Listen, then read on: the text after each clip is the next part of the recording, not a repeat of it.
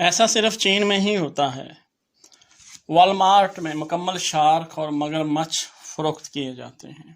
Police نے کتوں کی بجائے ہنس کو رکھ لیا ہے۔ ان کے مطابق یہ پرندے زیادہ بہترین وژن اور مجموعی طور پہ جارحانہ ہوتے ہیں۔ وینڈنگ مشینوں میں آپ کو زندہ کیکڑے مل جائیں گے۔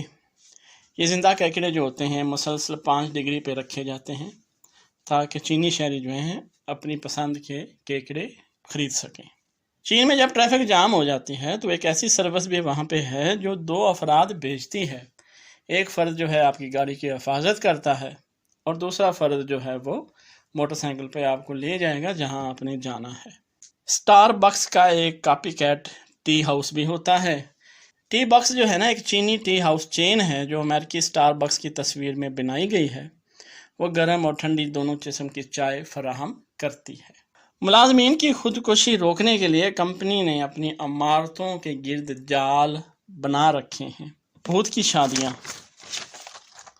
کچھ لوگ ہزاروں ڈالر میں لاشیں چوری کرتے ہیں اور ان خاندانوں کو بھیج دیتے ہیں جو اپنے مردہ غیر شادی شدہ نوجوان رشتہ دار کے لیے شادی کا اہتمام کرنے کا ارادہ رکھتے ہیں۔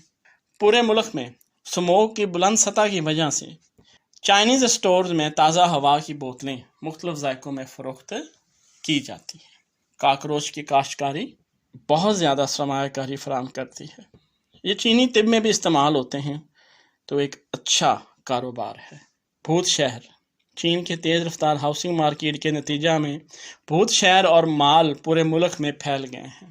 270 ملین سال پرانا پتھر کا جنگل، یہ یونیسکو کا عالمی ثقافتی ورثہ ہے جس میں بڑے پیمانے پر پتھر کی تشکیل جو تقریباً 270 ملین سال پرانی ہے۔ ایک رہائشی نے نئی تعمیر کو ٹھکرا دیا۔ نیل گار رہائشیوں کے گھر ہیں جو اپنی جگہ دینے سے انکار کرتے ہیں، لہٰذا تعمیراتی کارکن عمارتوں کو اچھوتا چھوڑنے پر مجبور ہیں۔